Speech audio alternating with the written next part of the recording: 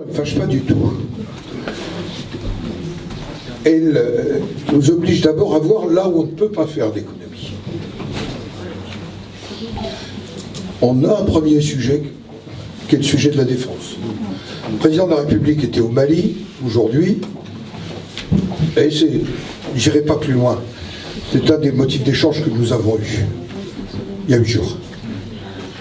Si nous ne dotons pas nos forces armées, qui assurent à la fois notre sécurité intérieure et notre sécurité extérieure, des moyens, alors je vous le dis, il faut mieux qu'on se désengage,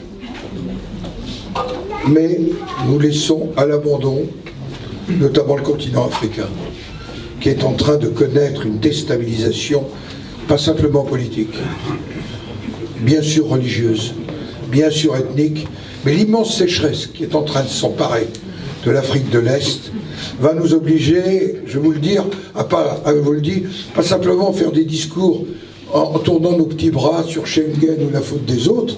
Si on n'a pas une politique de co-développement avec l'Afrique, nous aurons des lendemains extrêmement douloureux.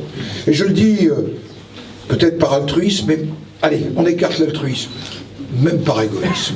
Nous avons intérêt à faire comme ça. Donc ça, c'est le premier sujet. Le second des sujets sur lesquels on dit qu'on ne peut pas faire d'économie, c'est le domaine de la santé. Ben, je n'en suis pas totalement d'accord. Je pense, j'ai présidé, comme tu le sais, 8 ans, les hôpitaux publics de ce pays. Je pense que nous administrons les hôpitaux comme nous administrons l'éducation nationale. Et qu'un directeur d'hôpital, le président de la CME, ça n'a aucun pouvoir. Qu'aujourd'hui, on avait pensé faire bien en dotant d'une agence régionale de santé.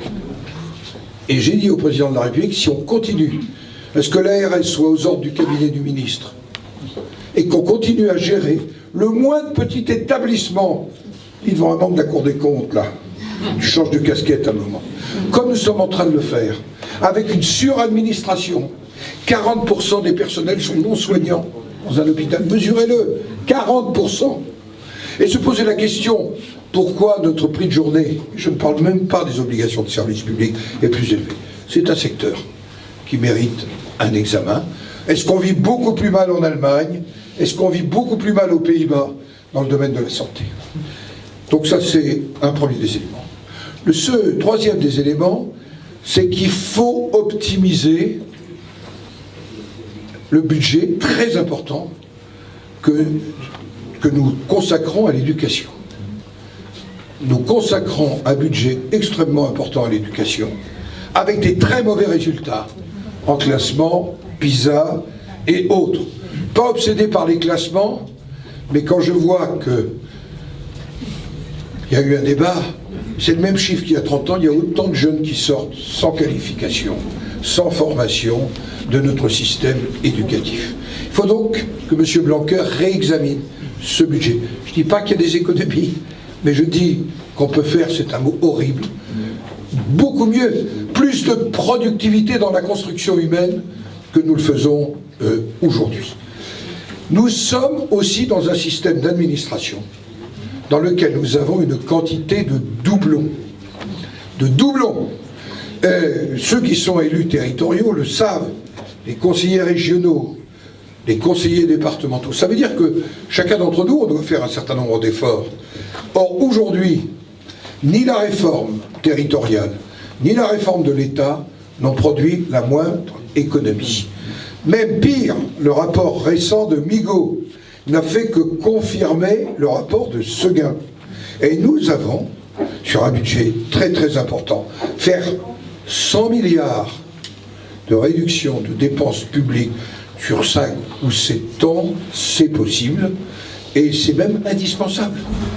C'est même indispensable parce que de toute façon, le jour où les taux d'intérêt vont réaugmenter, nous serons dans le trou. Et si nous voulons, comme l'a dit, baisser la fiscalité personnelle et celle des entreprises, ce qui est indispensable pour la compétitivité, ça ne peut être de l'autre côté qu'en réduisant les dépenses publiques. Je pourrais poursuivre pendant un long moment sur ce sujet. Voilà quelques-unes des réflexions. Alors, bien sûr, ça peut faire peur, mais quand Emmanuel Macron dit mon projet c'est de réduire de 60 milliards, c'est déjà le bon chemin puisqu'on a cessé d'augmenter. Moi je pense qu'il faut aller plus loin, parce que je pense qu'on ne passera pas 5 ans avec les taux d'intérêt que nous avons. Et honnêtement, moi qui viens plutôt de la tradition sociale, je pense que le pire, c'est définitivement de penser que c'est même pas elle qui est devant moi et qui est en train d'un joli petit sac qui paiera, c'est même ses enfants qui paieront nos propres débordements financiers. C'est qu'on en est là quand même.